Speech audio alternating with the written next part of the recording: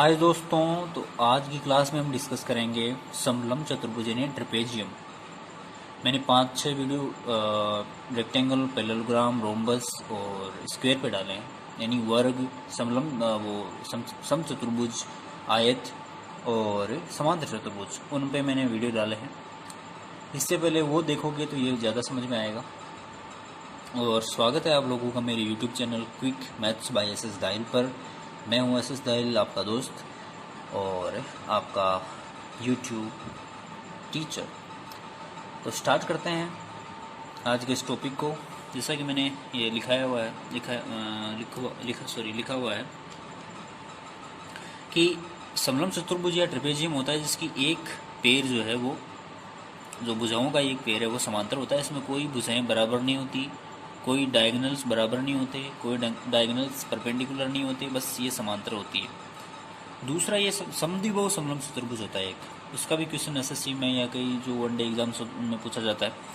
और ये जो इसमें क्या होता है कि ये पैरेलल तो होती है, लेकिन ये जो अनपैरेलल साइड से वो बराबर होती है।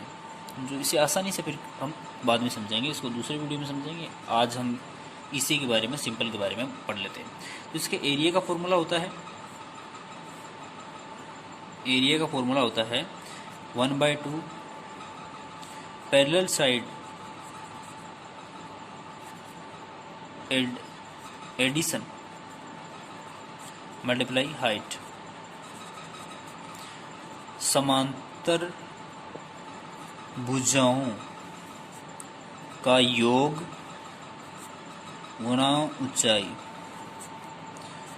1/2।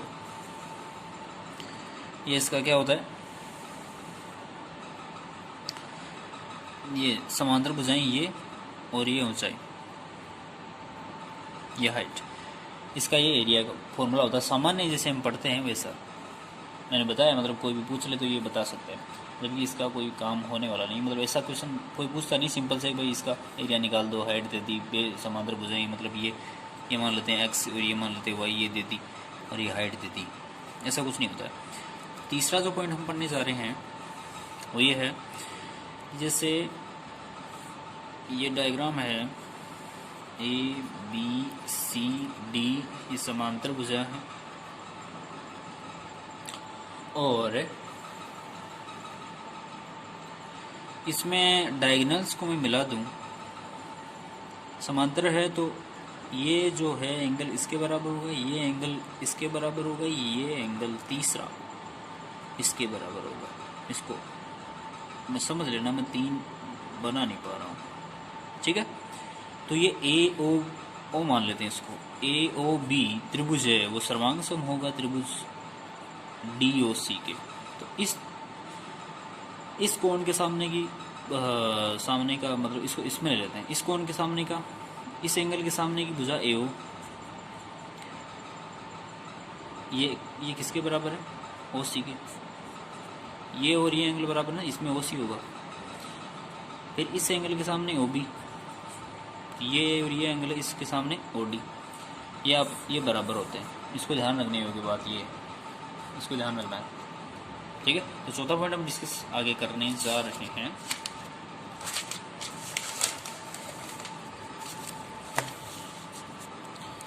चौथा पॉइंट हमारा ये है कि कोई भी बेस हो, ये जैसे बेस है, यहाँ से मैं कहीं भी कैसे भी,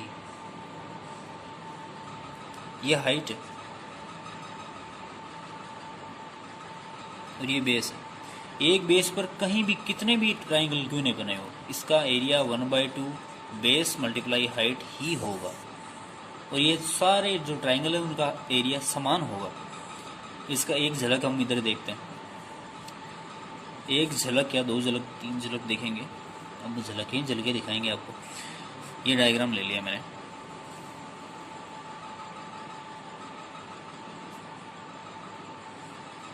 ये पैरेलल साइड है, ये ट्राइंगल बन रहा है और ये ट्राइंगल बन रहा है, ए बी सी और ये डी।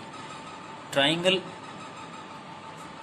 ए डी बी और का जो एरिया है बराबर होगा ट्राइंगल ए सी बी के। ACB ADB, क्योंकि एक ही जो बेस है, ये आधार एक ही है इन दोनों का, एक ही आधार पर बने मैंने, हाइट भी इनकी सेम होगी तो इनका एरिया बराबर होने वाला है। अब इनमें से मैं AOB का, दोनों में से AOB का एरिया क्षेत्रफल, मतलब ये एरिया है, ध्यान रखने की बात ये एरिया है, AR लिख देता हूँ मैं इसमें, एरिया AR AOB माइनस कर देता हूँ इसमें से भी, बराबर इसमें से भी AR AOB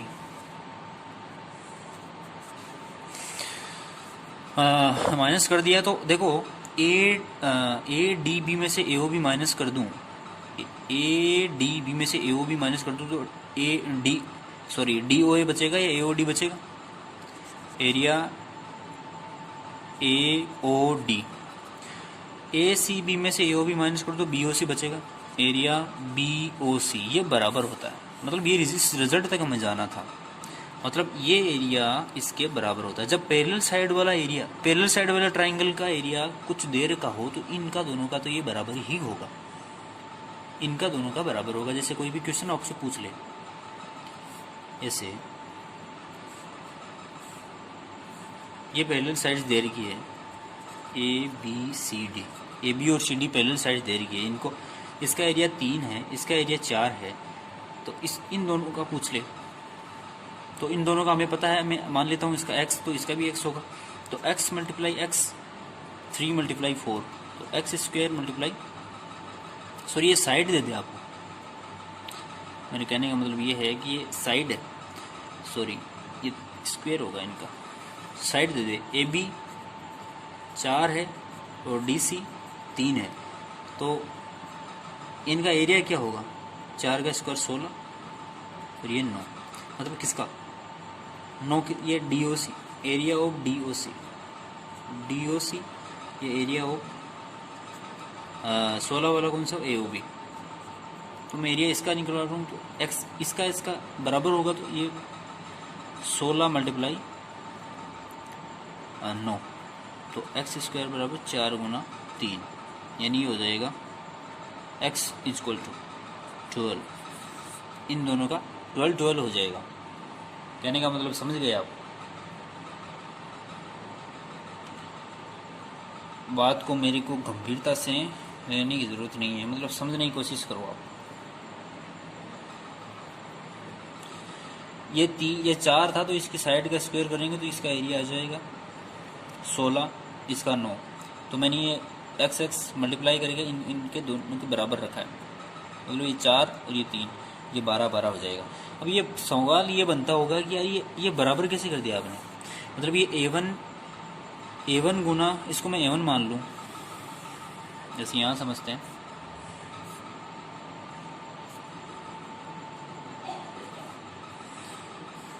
यहाँ समझते हैं हम, ये A1, ये A2, ये A3, ये A4, मतलब A1 गुना A3 A2 A4, ये आपने कैसे कर दिया, मतलब ये आप समझने की बात ये है, समझने की बात ये है कि A1 multiply A3 A2 multiply A4 कैसे कर दिया आपने, ये मैं भी नहीं बताऊंगा, कुछ चीज़ें और क्लियर करनी है, बाद में मैं आपको लास्ट में ये बताने वाला हूँ ये कैसे है। इसे हम अगले पॉइंट पे चलते हैं। छठवां जो हमारा पॉइंट है वो ये है कि जैसे ये है A B C और D, ये भुजा इसके समांतर है, और EF, ये EF है, ये मिड पॉइंट है, EF मिड पॉइंट्स, ध्यान रखो EF मिड पॉइंट्स है, ध्यान रखना। E किसका है, AD है E का, और AD का है E, सॉरी ये कोमा है, और BC का है F मिड पॉइंट, ठीक है, ये कोमा है, मतलब ये बराबर नहीं है, AD का E है यहाँ पर, आपको ढंग से मतलब इसका ही होगा ना, और किसका होगा, मिड पॉइंट है, तो इसका रिजल्ट निकल के आता है EF equals to 1/2 AB minus DC, ये इसका रिजल्ट होता है। और इससे एग्जाम में कई बार क्वेश्चन पूछता है, एसएससी में वन डे एग्जाम में कई बार क्वेश्चन पूछता है, एसएससी मतलब सीडीएस कोई भी एग्जाम्स हो। अब ये समझते हैं कि ये आया कैसे। हम पहले बेसिक पे जाते हैं, पहले मतलब ट्रिक्स पढ़ते हैं, फिर बेसिक पे जाते हैं कि ये आया कैसे। ये भी आना ज़रूरी है, क्योंकि आप इसमें आपको खोज मिलेगी यार अब कैसे है, तो कोई नया क्वेश्चन बनेगा तो वो भी आप अच्छे से कर पाओगे। सी और डी, ए और बी, मैं इसको यहाँ से मिला देता हूँ। एक मैंने क्या किया है, कंस्ट्रक्शन की है कि यहाँ पर ये मिला दिया मैंने, इसको पॉइंट को दे दिया नाम ईओ, ये ईओ बन गया, ये ओ बन गया। ये दोनों मिड पॉइंट्स पर है तो ये भी मिड पॉइंट ही होगा, ये कोई दिक्कत नहीं है इसमें। ये मतलब ये मिड पॉइंट है तो सामने वाले पे मिड पॉइंट पे ही जाएगा, इसमें कोई डाउट नहीं है। ये 10वीं में आसानी से पढ़ाया जाता है, और ये मैं भी आपको बता रहा हूँ। ऐसे कोई ये भी मिड पॉइंट पे जाएगा तो ईओ बराबर है, इस ट्राइंगल में देखो मिड पॉइंट है तो ईओ बराबर 1/2 ए बी होगा। इक्वेशन 1, ये मिड पॉइंट हो गया तो ये तीसरी भुजा के समांतर और ये आधा होता है। ये मैंने बहुत दोनों मेरे 5-7 वीडियो में मैंने ये बताया है, इसी के बारे में बहुत ज़्यादा बताया हुआ है। इस ट्राइंगल में देखो ओ एफ बराबर 1/2 डी सी, या सी डी जो भी है, डी सी या सी डी जो भी है। अब मुझे एक बात बताओ, नहीं यार ये माइनस नहीं होगा, ये प्लस होगा, यहाँ पर प्लस होगा, गलती कर दी मैंने। तो ई और ओ एफ को जोड़ते हैं, ई ओ प्लस ओ एफ बराबर 1/2 कॉमन ले लूँ, इन समीकरण 1 और 2 को जोड़ूँ तो A B plus D C, ये बराबर हो गया। मतलब ढंग से देख लो, A B plus D C बराबर हो गया ना। और ये ए बी और डी सी क्या है, ई एफ ही तो है, ई एफ नहीं है क्या, ए बी और सॉरी ई और ओ एफ ई एफ ही तो है ना। तो ये 1/2 ए बी और डी सी बराबर हो गया ना। ये पॉइंट इसी से थोड़ा सा एक नेक्स्ट लेवल पर चलते हैं। छठवां जो हमारा पॉइंट आता है, छठवां जो पॉइंट आता है वो इसी से निकल के आता है। कैसे, ये कोई है डायग्राम, मैं छठ से इसको कर देता हूँ। ये जो मैं ई एफ मान लेता हूँ, उसको फिर से ई एफ ले लेते हैं। तो ये वाला ई एफ है वो A B C D 1/2 A B minus C D के बराबर होगा। अब ये कैसे होगा गुरुजी, ये भी बताओ। इसको भी हम आसानी से बताएंगे, ढंग से बताएंगे और कोई दिक्कत नहीं होगी। इस प्रकार से हम बताएंगे आप लोगों को। ये अब मैं इसको यहाँ तक बढ़ा लेता हूँ, इसको ओ डेस मान लेते हैं, इसको ई और ये एफ है। अब ये बताओ, ये मिड पॉइंट है, ध्यान रखना। ये ई और एफ यहाँ पर भी मिड पॉइंट है। एओ का ई मिड पॉइंट और बीओ का एफ मिड पॉइंट है। ध्यान रखने की बात यही है, ई और एफ, ये एओ का मिड पॉइंट ई, बीओ का मिड पॉइंट एफ। तो इस ये भी मिड पॉइंट होगा, तो ई एफ बराबर क्या होगा, मेरी बात सुनो। ई एफ नहीं, ईओ डेस इस ट्राइंगल में देखते हैं, इसमें लंबी वाले में ये ए बी है, तो ईओ डेस 1/2 ए बी होगा, आपको पता है समीकरण 1। मिड पॉइंट है तो तीसरी भुजा के आधा होगा। एफ ओ डेस इस ट्राइंगल में देखो, इसमें एफ ओ डेस बराबर 1/2 सी डी, समीकरण 2। अब समीकरण 2 में से एक में से 2 घटा दो, एक में से 2 घटा दें। ई ओ डेस में से एफ ओ डेस घटा दिया तो 1/2 कॉमन आ रहा है, A B minus C D बचा। अब ई ओ डेस में से एफ ओ डेस घटा दे तो ई एफ बचेगा। तो यही तो हमारा सिद्ध करना था, मतलब यही तो हैंस प्रूव्ड, ये प्रूव हो गया ना। बचा क्या कुछ, यही तो था, बस बेसिक से आना चाहिए और सब कुछ आना चाहिए।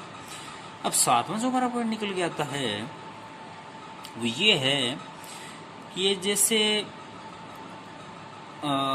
ये कोई सर्किल है जिसमें ये पॉइंट आ जाए, कई बार पूछा जाता है ऐसे ए बी सी डी, तो A B plus C D equals to B C plus A D होता है। ये कैसे होता है, इसको हम आसानी से समझेंगे और फटाक से समझेंगे। यहाँ पर देखो मैं मिला देता हूँ, जो जो मैं मिला रहा हूँ वो मिलाना ही पड़ेगा, वो तो मुझे करना ही पड़ेगा। ये मुझे बताओ यहाँ पर ये स्पर्शरेखा है या टेंजेंट है ना, ये बराबर होगा, ये आर है, ये वैसे बराबर, ये टेंजेंट आर बराबर बराबर टेंजेंट बराबर टेंजेंट। मुझे बताओ ये एंगल बराबर होगा, तो मैं इस एंगल को नाम दे देता हूँ 1, इसको 2, इसको 3, इसको 4, इसको 5, इसको 6, इसको 7 और इसको 8। तो angle 1, angle 2, angle 3, angle 4, angle 5, angle 6, angle 7 और एंगल 8, इनका योग हुआ 360। मुझे एक बात बताओ, 1 और 2 बराबर है तो मैं 2 1 कर सकता हूँ, 1 1 को 2 बार लिख सकता हूँ, लिख दिया। और इधर 3 और 4 बराबर है, मैं 4 4 को 2 बार लिख सकता हूँ, लिख दिया। लिखना ही है वो तो, ये छोटे बच्चों वाली बातें होती है 2 बार लिखना, मतलब फटाक से पढ़ते हैं इसको। 5 और 6 बराबर है तो 5 5 को 2 बार लिख सकता हूँ, लिख दिया।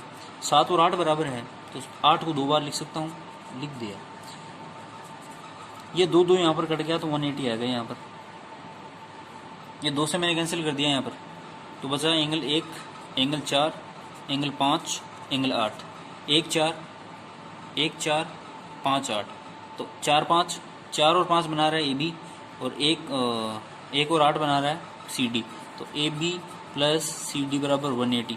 ऐसा ही इनमें होगा, A B plus C D 180 हो गया, तो ऐसा ही इसी के साथ होगा। तो ये वापस 180 हो गया ना, तो प्रूव हो गया ना, क्या दिक्कत है। अब मैंने आपसे वादा किया था कि वो A1 और गुना A2 ये बराबर कैसे होंगे, इस बात को मैंने प्रूव करके मैं आपको बताया नहीं, मैं दूसरे पेज में बताता हूँ। वो मेन पॉइंट ही वही था, वही बताना था कि गुरुजी ये कैसे बताया आपने। ABCD ये होता है, बताओ तो सही। ये जैसे समांतर है तो ये जैसे A1, ये A2, ये A3, ये A4 है, तो A1 multiply A3, A2 multiply A4 कैसे होगा, ये हमें बताओ। यही तो बताने जा रहे हैं हम। जरा ध्यान से मैं दूसरा डायग्राम बनाता हूँ। A1 A3 को यहीं से समझना है आपको। बड़ा सा डायग्राम बनाता हूँ, अच्छे से समझ में आ जाएगा।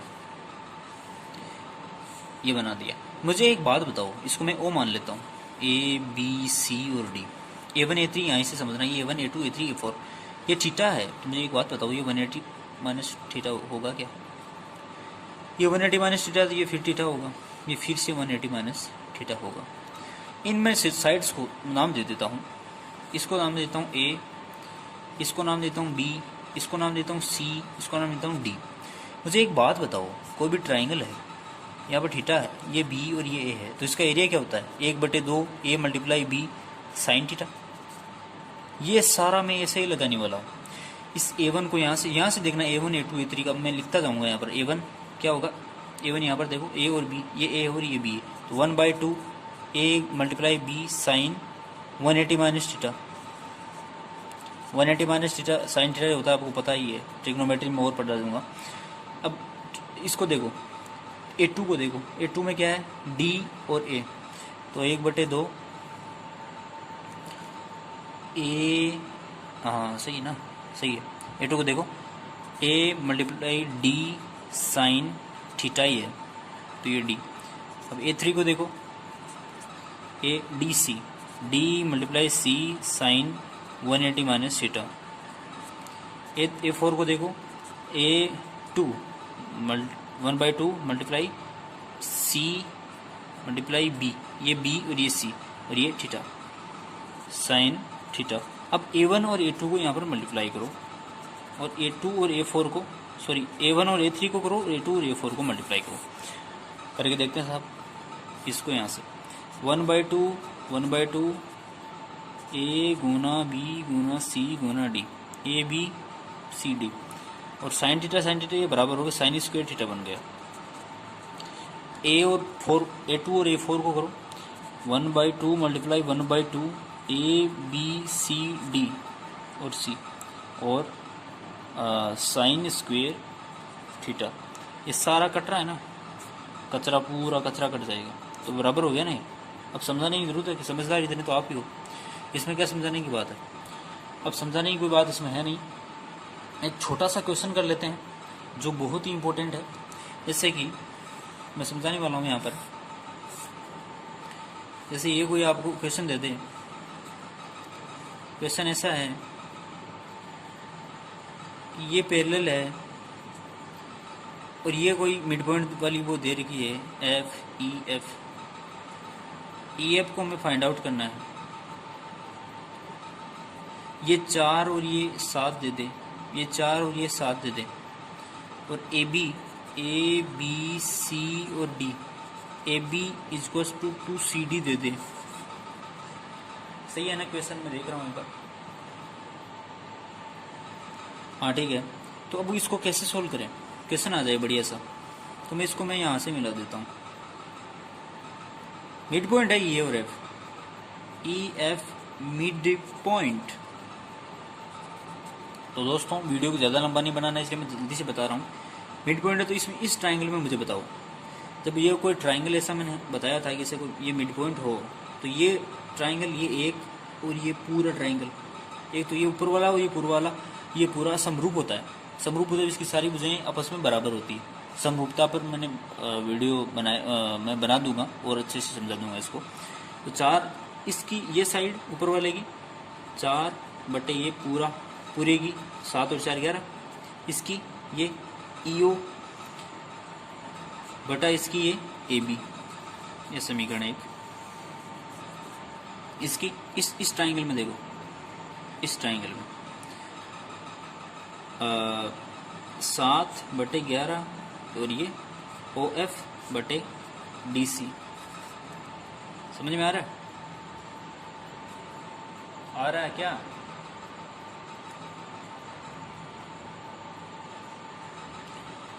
यहाँ पर ई और ओ एफ को निकाल लो। ए बी को मैं इधर भेज देता हूँ, मतलब ए बी को इधर भेज दो, यहाँ पर ए बी आ जाएगा, और ओ एफ को यहाँ से मैं इधर भेज देता हूँ इसको। तो यहाँ पर भेजो ना इसको, तो ए बी यहाँ आ जाएगा। मैं शॉर्टकट में बता रहा हूँ, डी सी यहाँ आ जाएगा। तो ई ओ बराबर ई ओ प्लस ओ एफ को जोड़ दो, क्योंकि हमें क्या चाहिए, ई एफ चाहिए। तो ये क्या आ गया, 4/11 A B plus 7/11 D C. आ रहा ना समझ में? आएगा, एक बार स्किप करके देखना। तो 11 ये कितना हो गया, ढंग से कर तो रहा हूँ। हाँ, अब देखो हम ए बी में लाना चाहते हैं या सी डी में लाना चाहते हैं। ए बी बराबर 2CD है, ए बी बराबर 2CD। तो यहाँ पर मैं 8CD/11 कर सकता हूँ, यहाँ पर 7/CD कर देता हूँ।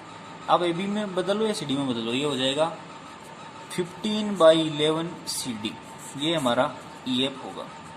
अब ये क्वेश्चन बहुत अच्छा है और मैं वीडियो भी बहुत ज़्यादा लेंथी बना दिया मैंने, और तो आप